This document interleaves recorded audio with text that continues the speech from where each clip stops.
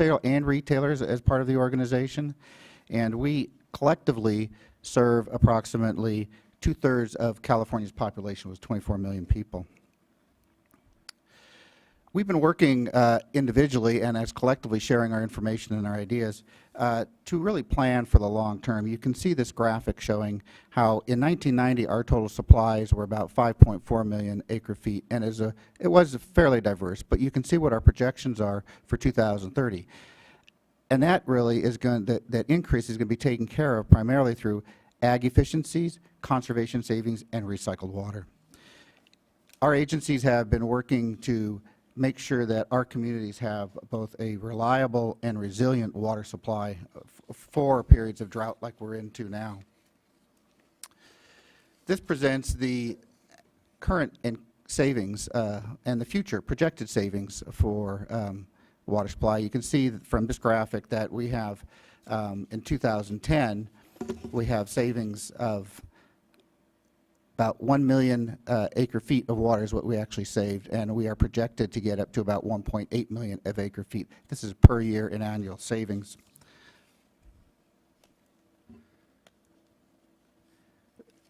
We have been effectively managing our water demands for a number of time. We actually began back in 1990s, and you can see from the 1990s and the population served on the left-hand graph that we've had a population increase of about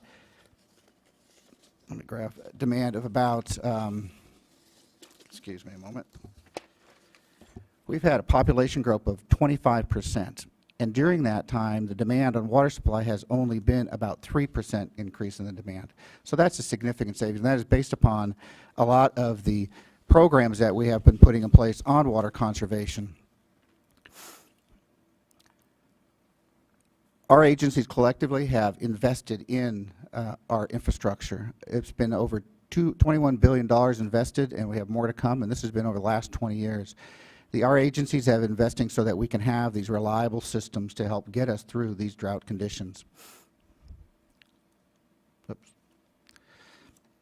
We have increased our conservation programs themselves. It's all of our agencies have actually implemented their contingency plan based upon the governor's call. We have implemented our contingency plans. We have met with CUA, has met with the leadership of the DWR. We have compiled information on the near drought response actions that our agencies work together, and we actually share the information so we can implement the best practices. We have expanded our conservation programs. This is increased funding effort. I am aware that our own board has invested $2.2 million more this year just in conservation programs. We talked about turf replacement. Our turf replacement now is $2 a square foot, and some of our retailers, being a wholesaler, are actually doubled that, so now it's up to $4 a square foot. We are starting to see significant response to that. We have increased funding for our rebate program. We have increased funding efforts for conservation and education. You heard earlier that Metropolitan has invested approximately increased $5 million for their outreach program. Santa Clara has also invested about $2 million for our outreach program, and all the agencies collectively are continuing to do that and really getting a lot of response from the community. Other issues that we've been working with the agencies actually is increasing staffing. This takes a shifting of staffing to move to the drought response. Not only shifting of staffing, but addition of staffing so we can continue this effort. We have also implemented programs such as automated water infrastructure programs, and one of the things that is significant for us is actually tracking and reporting the information as you have running into the challenge of when you actually get the information and when you actually can actually respond to that. We have made significant progress. The CUA retail agencies are on track for 2020. You can see from this graph that we are definitely going to make it. You have breakdown by all of the retailers here.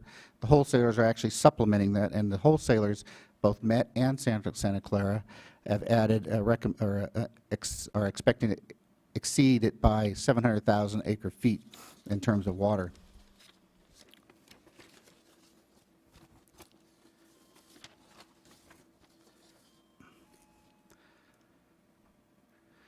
This is some information on the response that we've been getting with all of the outreach. You can see that we have a fourfold increase in conservation just staff phone calls. We've more than tripled our requests for high-efficiency toilets. There's as much 30 times more requests for residential conservation kits, and we have a tenfold increase in turf replacement rebate. Now, these are in place now. It's going to take some time for these programs to actually be in before we'll actually start realizing some of the conservation savings, which we hope to be just in time for this high summer demands and be able to cut back on our water demands. But we believe that we are going to be in a very good position to meet the 20% conservation.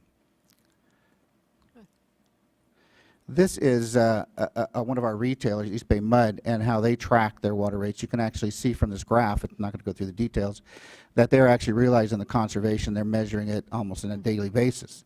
So East Bay Mud and the retailers are actually measuring this. But not only are they measuring it, you also have the wholesalers, and this is our agency's response. And you can see that we are seeing conservation savings compared to 2013, but you can see the data is only from March. As we have to collect the data from our retailers and then use that data and be able to report that out, there's a lag time in that.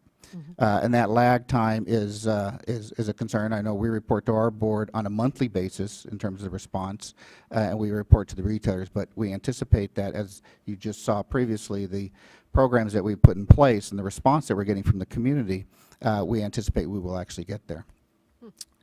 We have many reports that we've actually put together. This is not something that CUA has been working on just in terms of the drought response. We've been working on this actually since 1990.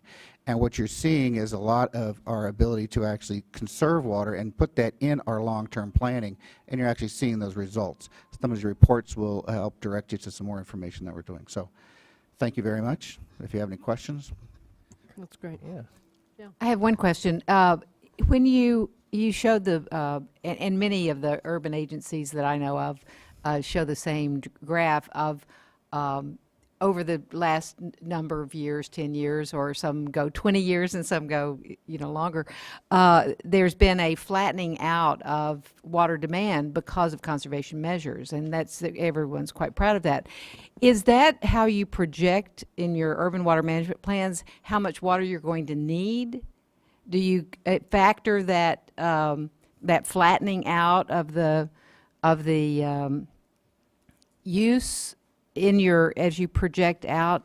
Yeah, looking at the graph here, so how we do our total urban water demand, you can actually see our projections in there up to 2030. Those are incorporated in our plans. That's where we are looking at water conservation savings of about 2 million acre feet. Okay. And those are incorporated in the plans. Any other questions? Yeah, on that one, back to the, oh no, this is good, sorry, drought messaging customers with the other landscaping one. There's only one landscaping one. It goes a little later. There it is. No, I'm sorry. Customer response to drought messaging since January. Yeah, that was good. So this is interesting. We heard from Save Our Water. It has a lot of great tools to answer the questions of the customers. I was interested, and you can punt to somebody else if you want, Mr. Goldie. But on this matter, I bet there's a lot of questions that people have about how you keep these things going. That they've learned how to keep lawns going in their lives. It's taken probably 20 years to get it right. And now we're going to take on this whole new drought-tolerant assemblage, and how do I keep it going, and what's the technical assistance, at your staff level as you shift staff resources to drought response? How do we feel about that, and how's Save Our Water helping with that? Well, we actually, all the agencies actually use Save Our Water. We're actually working together because we're all using the public funds. We need to make sure we're using this efficiently. In terms of the continuation of this program, the programs our agencies have put in place, this is really just an increase in terms of the volume of those programs. We're also continuing to look for innovative ways to additionally conserve water. Gray water program, I know our agency is now doing a rebate on gray water, so that program is in place. I do know that our agencies actually have programs, or a program that's going to go out and look for innovative ways. So there's a grant that will be provided for tapping into the smart communities that we have and coming up with new innovative water conservation measures, because we as agency staff can't think of everything. So we're really trying to tap into that innovation of the state of California. So that program, so that will be continuing to do this. As you are aware of, a lot of low-hanging fruit has been accomplished. It's going to get harder and harder to achieve those conservation goals, but I do know that the agencies are committed to doing that, and we're all investing in that. Well, and it's interesting to note that your membership in the map, early in your presentation it comprises the coastal communities where the local water supplies don't quite cut it in terms of supporting the population. And so, as you point out, since 1990, when you formed, this has been kind of front and center in terms of weaning the reliance solely on imported water. And, Yeah, all the agencies are working towards being as self-reliant as we can, they're doing a very good job, I think. And you say are you feeling that you're branching out into multi-benefit type visioning, in terms of flood control, groundwater recharge, stormwater capture? Is that now entering the water supply picture at the QA level? Well, that gets dependent. Each agency has their own unique opportunities to actually manage the water supplies. Some of them are just wholesalers, some of them are water supply retailers. I know our agency does flood protection, water supply, environmental stewardship, so we have that unique ability to actually do water resources management as a whole and collectively, and we're working on a master plan for the county to actually do that. But that's another conversation, I think. Mm-hmm. Good. No, it's all related, though. Well, thanks very much, Mr. Goldie. Great. Thank you. Mr. Weber.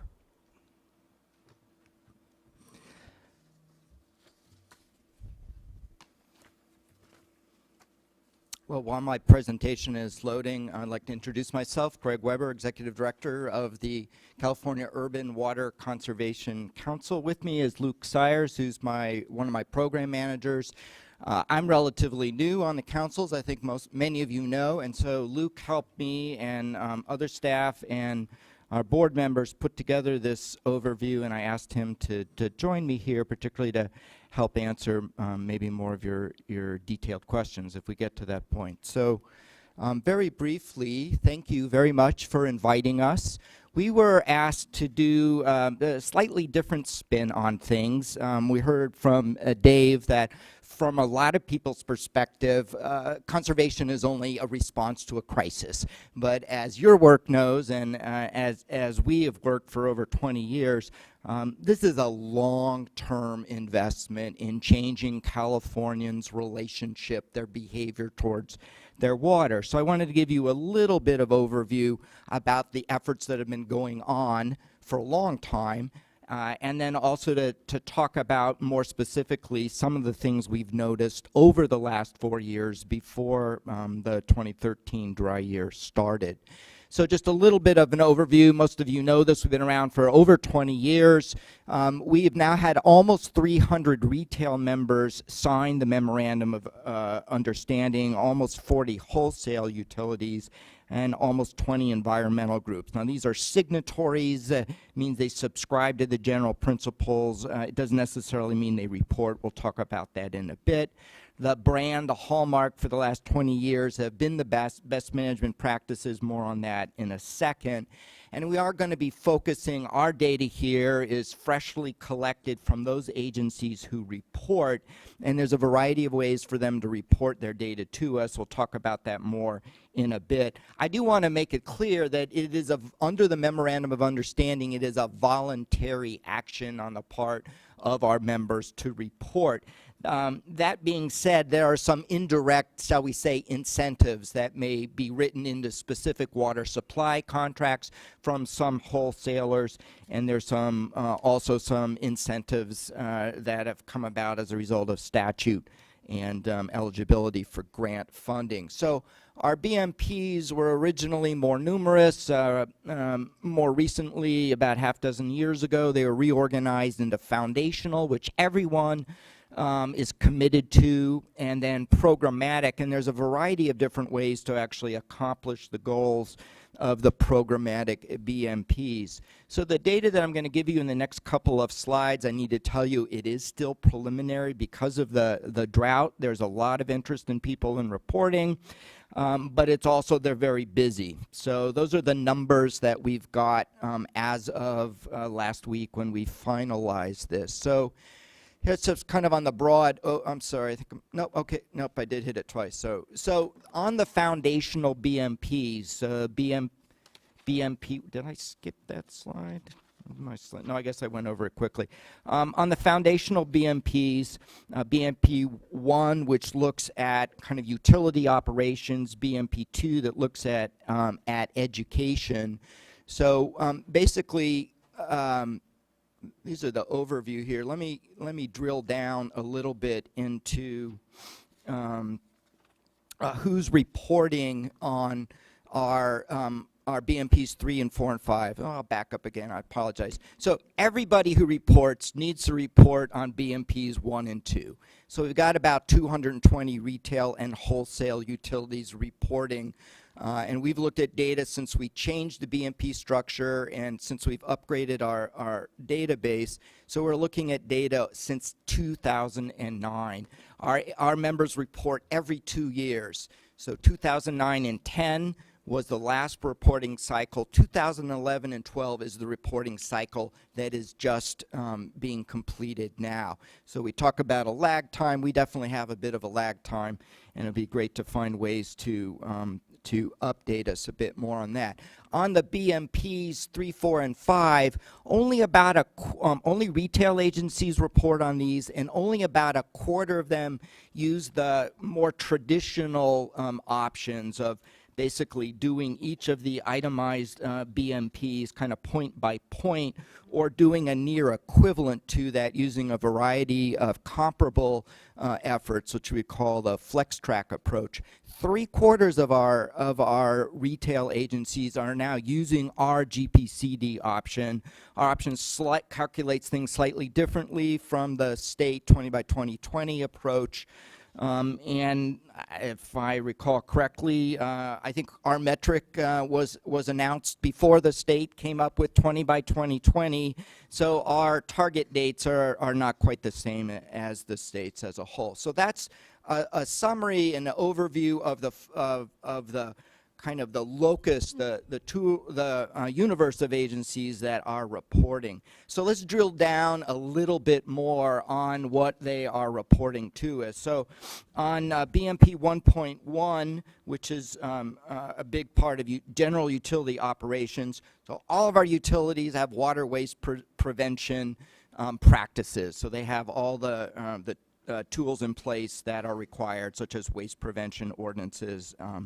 Water loss control, I think is actually the newest BMP that the council adopted. And great progress, I think, has been made on that, and continued progress is anticipated. So in the last reported year, 2012, 11,000 miles of utility system were checked for leaks. Moving on to other BMP 1 requirements. Metering with commodity rates, we see that of the 16 largest unmetered utilities around the state, there's been over a 50% decrease in the number of unmetered connections just between 2009 and 12. Okay. So factor in the lag time, and the numbers should be going down as well. And then lastly, on retail conservation pricing, we have about 70% of our reporting utilities that are either on track, exempt, or partially metered. And I can drill down more on this if you want. We have a variety of different ways that people can report. Let me show you the one graphic that you may find just as an interesting snapshot. The reported water rate structures for single-family homes. And this is divided up into increasing block, uniform, allocation-based, increasing block, seasonal, and other. So you can see that a substantial portion of the state does, in fact, report on increasing block, and the number that are doing uniform are going down. BMP2, this is just a very high-level number of the funds that are being spent on public information and school education, two separate programs prior to any drought crisis. I don't have anything to report to you yet. We're still crunching the numbers. We'd be happy to come back and talk with you. Speaking of which, reporting, we are required to report to you every year, and that's under the MOU. This is the most recent outline of what we are required to report. We would invite a staff a direction on the part of the board to have your staff work with our staff to streamline the reporting so that we're actually reporting the most useful information to you and not just duplicating the attachments that you've had for years. We have new capabilities, and we'd quite like to come up with a new approach to our reporting. Lastly, it's not all about the long term. The BMPs themselves are a great toolkit.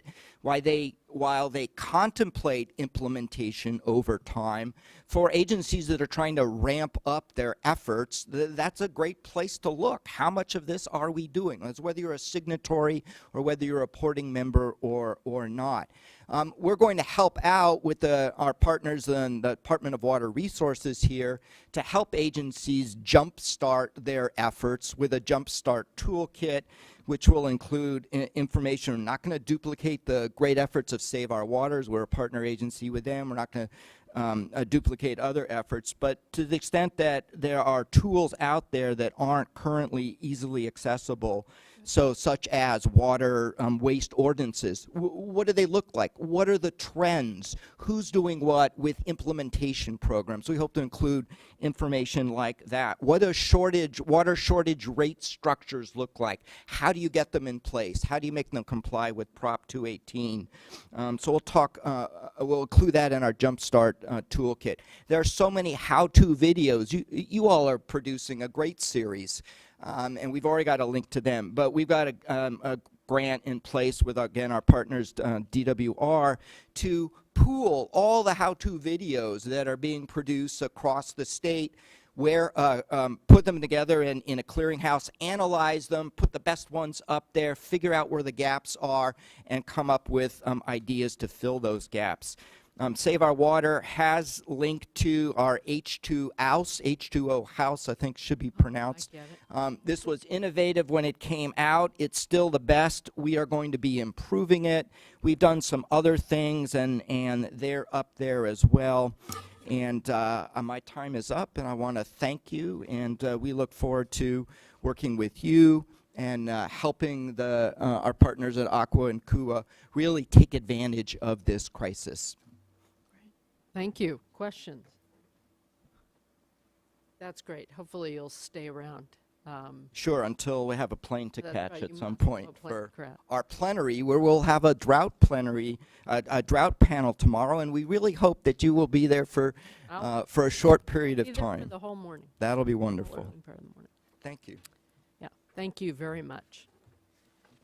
With that, we're going to move to our water supplier panel for some examples of individual agencies and what they're doing on the ground. This is going to be our all-star team.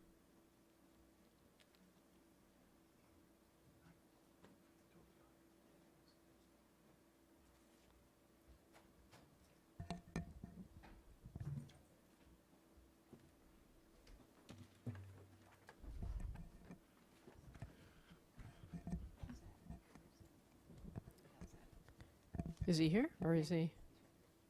Okay. Thank you. Great. You all have been invited because you are different examples of agencies leading, in some cases due to challenging circumstances, and in other cases out of the goodness of your heart, and in other cases just by being far-sighted managers. So appreciate you coming to paint a picture for us and all the folks listening on the web of what can be done. So I've been looking forward to this panel for a couple of weeks. And our first speaker is Santa Cruz Water Department, Toby Goddard. Good afternoon, Madam Chair and members of the board. It's an honor to be here this afternoon. I want to just begin. I have a lot of slides, but I'll try and go through them briefly. There's a lot to discuss today. I want to just first mention that we're a member of the California Urban Water Conservation Council. We are a red dot on Aqua's map, and we have borrowed heavily from Save Our Water's great production. So I just wanted to mention some of the interconnections. That's right, it takes a village, so. Great. So our situation with drought is actually very difficult. Oh, yeah, get a little closer to the mic. You bet. Just a little bit about our service area. Of course, everyone knows where we're located. We serve a population of about 94,000 people through 25,000 accounts. We're a medium-sized retail water utility. We're organized as a water department of the city of Santa Cruz, and therefore our governing board is the city council. Just very quickly, we're almost exclusively a surface water agency. 96% local surface water sources. We get our water entirely from rain that falls on the ocean side of the Santa Cruz Mountains. Those same mountains that generate rain in the winter also physically and geographically isolate us from the rest of the state, and therein kind of lies our particular problem. We do have one small coastal groundwater basin, which I'll discuss, but by and large, we are almost entirely local surface water supply, and because of that, we're vulnerable to drought. Just to give you an idea of our production levels across the year, we average about 9 to 10 million gallons per day. It goes down in the winter, up in the summer. Again, local sources entirely, nothing imported, and nothing transferred even between adjacent water districts. So we're really kind of on our own. It's been mentioned about GPC today, so I thought I would put that in there. We stand right now about 97. My prediction for this year is we will come in at the end of this year about 82 GPCD. We've all seen this picture. Where Santa Cruz is, you can see on the northern end of Monterey Bay, is classified under the U.S. Drought Monitor, as are many communities as in an exceptional drought right now, something not seen in over a generation. This is kind of a local view of our particular water supply situation, but let's just cut right to the right and look at the amount of runoff that we see this year on average. It's actually been an evolving thing, and this is the third year. We don't know how long this will last. We don't know what's off to the right of this chart, but right now we see only about 13% of annual average runoff, even with just under half of annual rainfall. This is a different view. This is cumulative runoff in the San Lorenzo River. It's how we classify our water years, much like they do on the Sacramento River, the San Joaquin River. Our current year is that light blue line, which is trending very close to, a little bit above, but very close to the cumulative runoff that we saw in our record year, which was 1977. The 2 years above that are the prior 2 years, 2012 and 13, just to give you some sense of how little runoff there is in the system this year as compared to the past 2 years. And the top line would be our long-term average annual runoff in the San Lorenzo River, our major source. So this is what I wake up hoping to see, but this is what we have. And so this is the year that we're managing the starting point for. We have some surface water storage. It's about 2/3 of a year's supply, not very much, but it is an important component of our overall water supply. Excuse me, let me back up. We knew we had a problem in the 70s and in the 90s. And as a result of doing our 2005 Urban Water Management Plan, one of the key recommendations of that document was to do a comprehensive update of our drought management planning. And it took years. It actually took 3 years to do this. But we felt like we developed a pretty good plan, and we actually had to implement it that very year in 2009, where we declared then a stage 2 water shortage. So we are implementing it now again. Like most retail agency, it has stages. Our particular one has 5 stages. We have declared a stage 3 this year. The typical idea is that we would declare 1 stage and hold that for the year, but that doesn't preclude us from upgrading the situation if we have to. And we were really borderline about what kind of call it was, and I can speak to that if there are questions.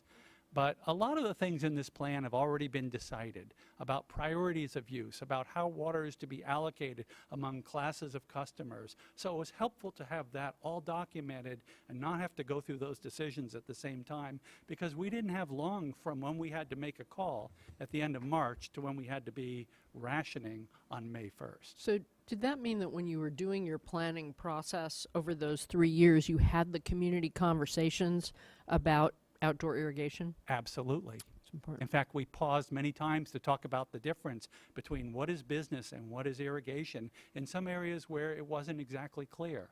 So we came up with compromises in cases and eventually adopted a plan outside of the conflict of the current situation. That's great. This is a little timeline of where we've been the last few years.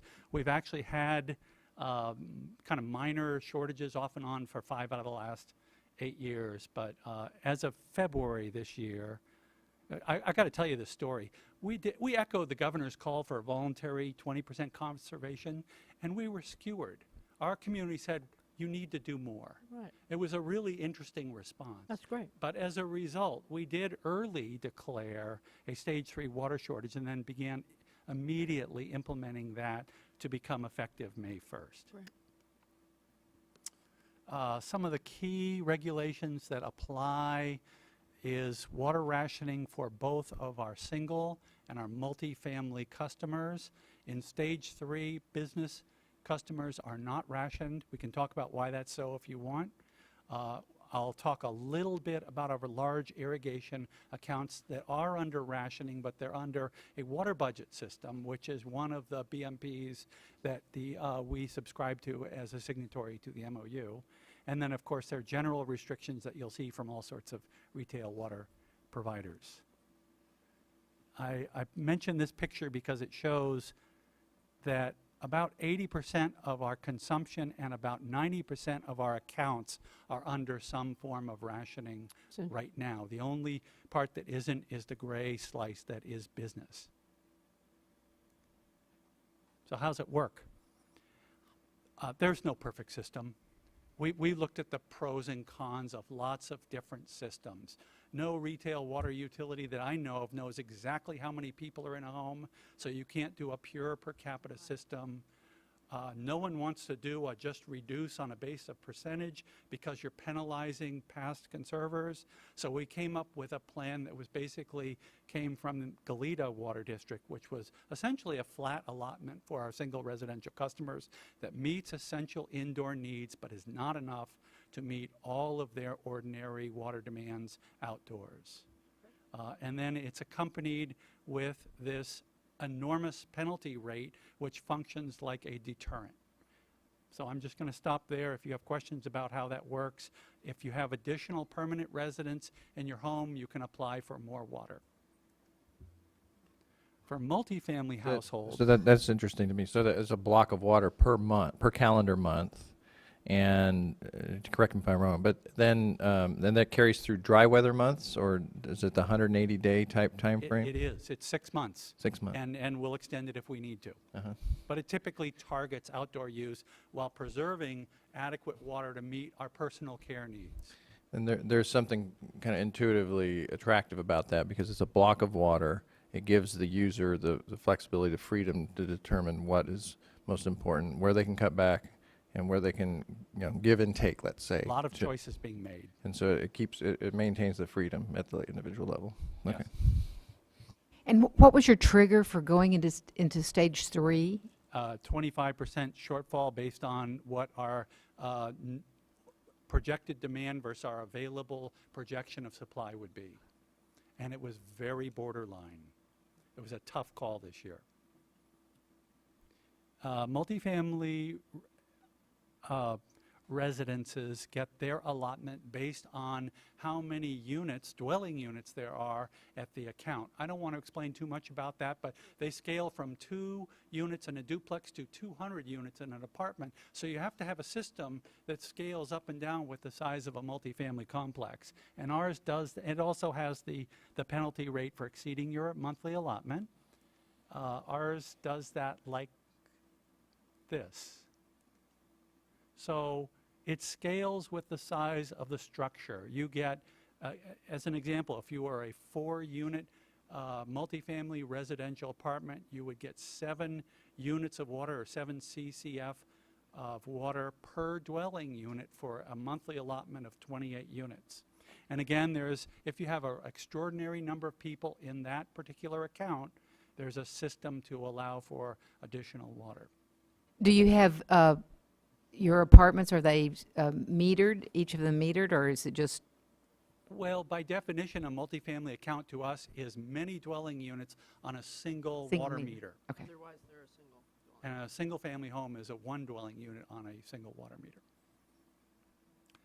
A not trivial part of rationing is making the adjustments to your billing system and your bill format to be able to show a customer what their allotment is and if they've gone over. And I'll just mention that we started this process last August, and it was actually good timing because it took that long to get it to be in place for this year. When you roll out rationing, you have to have a process for extraordinary needs, and we have a process. Many of these are being approved, but others are being denied. And then when it comes to large landscapes, there are not a large number of accounts, but they're a significant proportion of urban water use. In our situation, it's about 10%. And we have a pretty sophisticated water budget program that's based on aerial measurement of the landscape plant type, and it's tied into real-time weather and tied into our billing system. We've had that about 4 years, but we've changed the nature of the water budget to be a rationing tool this year, by which, and you can see on the red line, the green line represents a irrigation budget for a particular property. This one happens to be City Hall. And the blue line is the actual irrigation as compared to their budget over the last 3 years. So they've done a pretty good job of matching water needs to the water budget. And the red line is a sort of fictitious backward in time expression of their allocation for 2014 had it been in place for the last 3 years. So it's to give them an idea of essentially what a 2/3 reduction in irrigation water looks like, coupled with the same deterrent, which is a penalty rate if they go over that red line. We can talk about that further if you like, but that's how we're managing large irrigation accounts using a water budget tool that came out of the Urban Water Conservation Council, and we've adapted it and applied it this year as a drought management tool. And it's fair because everyone's budget is different based on size and plant type. It's unfair if you're grass because, again, choices will have to be made about which plant materials you're going to want to keep and which ones you'll sacrifice. But that's interesting. So you're able to do that because you've been tracking this We've so had well that in over a place, number but of we've years. never done this Wow. before, and we did this in a matter of about 8 weeks. Interesting. Turning it into and communicating to the customer this change in a best management practice into a drought management tool. Everyone's doing this sort of thing, but we do have people on the streets looking, and it's frankly very dry on our streets this year. We're not seeing a lot of cases of irrigation runoff from lawns because they're under rationing.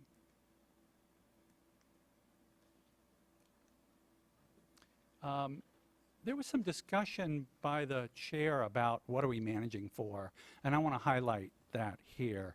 You know, our system shortfall, as we calculated it early in the season, was 25%. 2 previous years, we've had 5% calls for cutbacks, so we're asking basically, or looking for a 20% cutback compared to those 2 years. We have specific production goals for each month. We have specific reservoir elevations and volume goals for each month. Fundamentally, We're managing for a end-of-season reservoir elevation. That's our bottom line. And the idea is, and I think this is the thought that you were going through, is to have enough water in case next year is dry too. And the wisdom that we've learned from talking with others is to not be afraid of taking early steps, Right. even if they are obsolete. Because if it is dry next year, you'll have a little bit more to work with. I mean, that's what we're doing. We're balancing how much water do we spend this year and how much do we bank for next year, and making a calculated guess at how much we need. And I think the answer is you have to plan so that if next year is the driest year on record, you're able to meet your customers' essential water needs. That's what we're doing by having these goals out there. And I think I have a picture of our goal.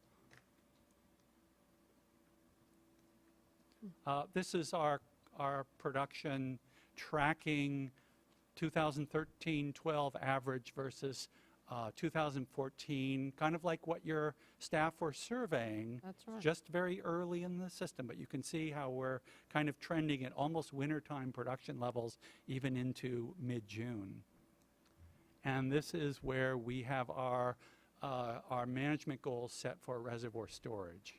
And then finally, I want to mention that Right. we are very grateful for the board, which approved earlier this year a change in our water rights to reduce the in-stream flows in Loch Lomond Reservoir so that we could manage the reservoir and have enough to go next year. You approved that in February, and we owe you a report back on that change on July 1, and it will be on your desk. Great. And so with that, I will conclude my presentation. Thank you. That's terrific. Terrific. Questions beyond the? Okay, we'll come back. Eastern Municipal Water District, Paul Jones. Glad you could make it. Thank you, Chair Marcus. Members of the board, is my There we go. Thank you, Chair Marcus, members of the board. I appreciate the opportunity to address the board today. I was asked to really focus on one element of our water use efficiency program, and I will tie into how we're implementing that with respect to the current water shortage.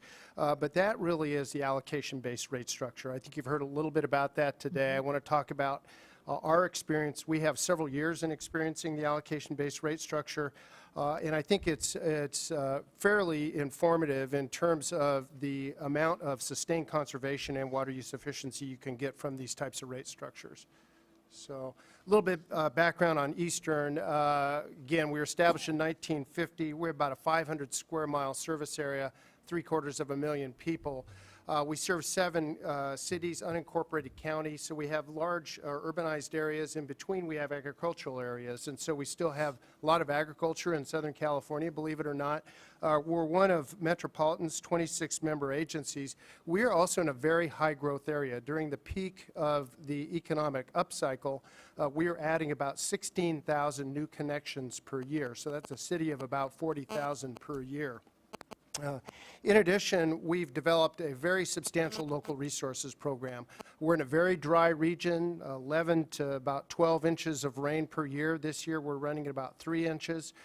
We have essentially come up with a full portfolio approach such that we've reduced our imported water demand since the 90s from about 80% down to about 50%, and at the same time experiencing very substantial growth. So we do brackish water desalination. We have some limited local groundwater resources, and we have a very extensive water recycling program where we basically have 4 regional wastewater treatment plants that produce about 40 million gallons a day, and 100% of that recycled water is beneficially reused. We have a zero discharge in our location. That's from about $60 million of investment in a very extensive purple pipe program. Going more, oops, let me back up a little bit. I really want to talk about the kind of foundation of our water use efficiency program, and that's our allocation-based rate structure. You hear a bunch of different names, and there's a little confusion on what that is. They're called water budget-based, allocation-based, conservation-based. You hear tiered rate structure, and really the tiering is only part of it. It's really an allocation combined with a tier. But basically what the rate structure does is creates an allocation or water budget for each and every customer on our system. And that allocation or budget is based on reasonable needs for efficient use. We then use economic incentives in the pricing, and much like Santa Cruz does, where customers who are within allocation are rewarded with fairly reasonable water bills. Those who are over allocation pay much higher water bills. So in our case, what we do is really individualize the allocations. We look at each and every parcel and water user in our service area. We look at indoor uses, and we do have a way that we track indoor use. I'll talk about that in a minute. And then also landscape needs for outdoor uses and combine those into an allocation. We then encourage the efficient use through the sharply tiered pricing system. We reward efficiency, as I said, but we also communicate the cost of overuse to our customers, and they really see that on their bills if they overuse water. And it's a very fair premise. Those who overuse pay a lot more. Those who only use what they need pay a lot less. And so customers like the premise, the underlying premise of the allocation system. Do you explain that based on overuse based on the allocation you gave them, or do you also explain the cost to the collective of having to expand water supply? Well, the next it's based on tranche the of infrastructure allocation costs that a we lot. give them. So we come up with an individualized allocation for each customer, and then the tiers or the charges that we have over and above that reflect the cost of our highest cost water supply, reflect the cost of all of our water use efficiency programs. And that's one of the actual points up here, is it provides a great nexus. So the revenue from the overuse tiers is reinvested in the water use efficiency programs and our higher cost supplies. And we communicate that very clearly with customers by when we show our different rates for our different tiers, we do attribution to those rates of those different elements. And that's also required under Proposition 218. It also addresses urban runoff. And revenues from the urban overuse tiers can actually be used for dry weather urban runoff control programs. We don't do that in our service area, but I've been involved with these rate structures in other areas where we've done that. And then I think the key is communication. This is an example of our bill. I think you saw this in Santa Cruz. We're very specific on where we identify excessive and wasteful use. We provide targets for efficiency on the bill and background information that's very useful for the customers. How we develop this is basically we come up with an individualized account for each customer. So we take aerial infrared photogrammetry to come up with an outdoor irrigated area versus hardscaped area. I'll talk about that in a minute. But then we do indoor allocations as well. And when a new customer initiates their service, and we have this for every one of the customers in our service area, we ask them the number of persons in the household.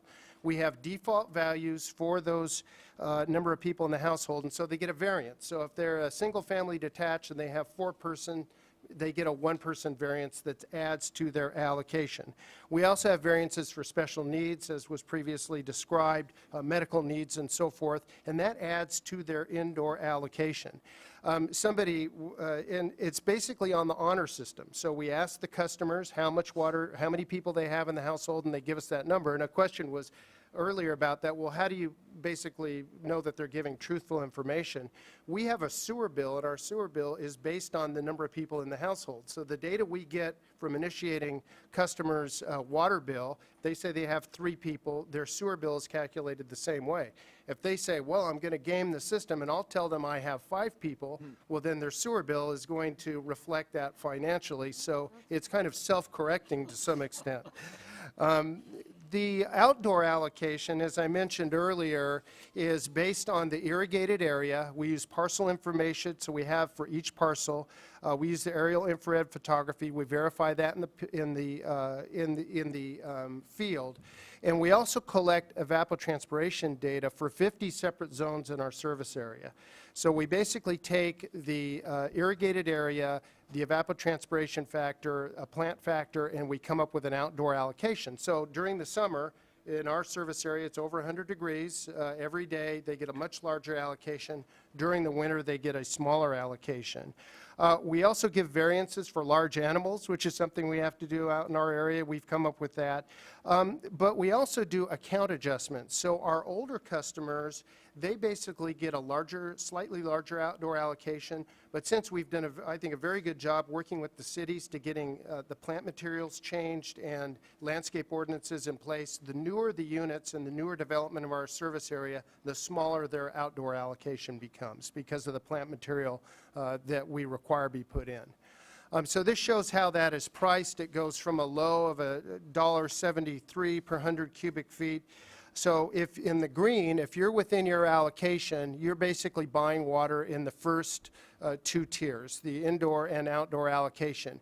If you are over your allocation, you go to the excessive tier and then to the wasteful tier, which is $10.36 per dwelling unit.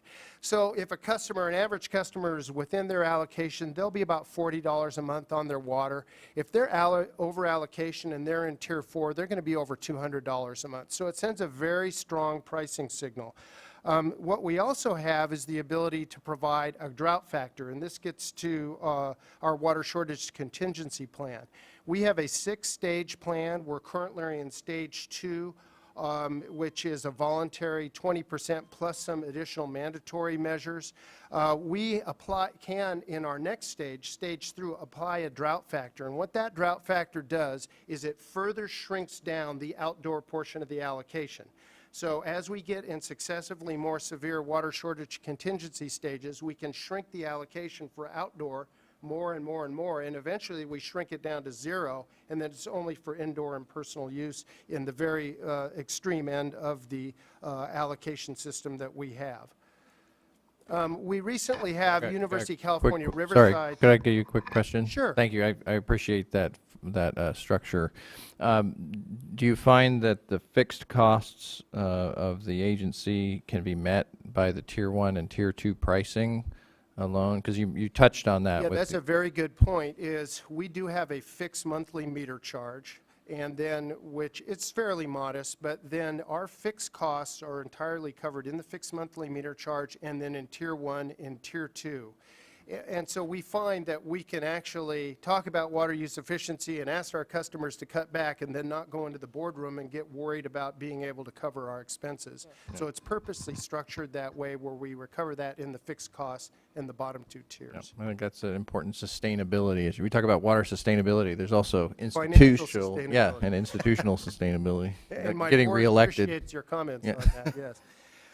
We recently had the University of California Riverside do a study of the rate structure, their Water Policy and Science Center. They really came up with some interesting findings that even though over that same period, a 3-year period, our water rates only went up about 4% per year, just our normal rate increases, that to get the same effect that we saw as a result of water pricing, they would have had to have gone up about 34%. So it really sends the right message. And their conclusion was basically controlling the effects for inflation, the recent economic downturn, and they separated out doing that with the study. And then also our other water use efficiency programs, they said the economic effect of the water use allocation-based rate structure was a 15% reduction in water use. And I think what this really shows is on this graph. Bear in mind we're in a very dry area, and so we have started out with a fairly robust baseline of about 212 gallons per capita per day using the 20 by 2020 metrics. Right now we're seeing a sustained about 155 gallons per capita a day, about a 25% reduction. Our compliance target's about 184, and the statewide average is about 198. Now, part of that is attributable to the rate structure, but a big part of it is attributable to many of the other things you heard in this room.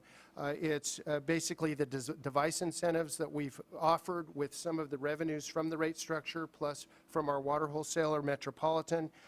It's both indoor and outdoor water use efficiency programs that we do with our customers. We've really focused on landscape standards. And in fact, when you bring a plan for a new development and we provide water service for that new development, we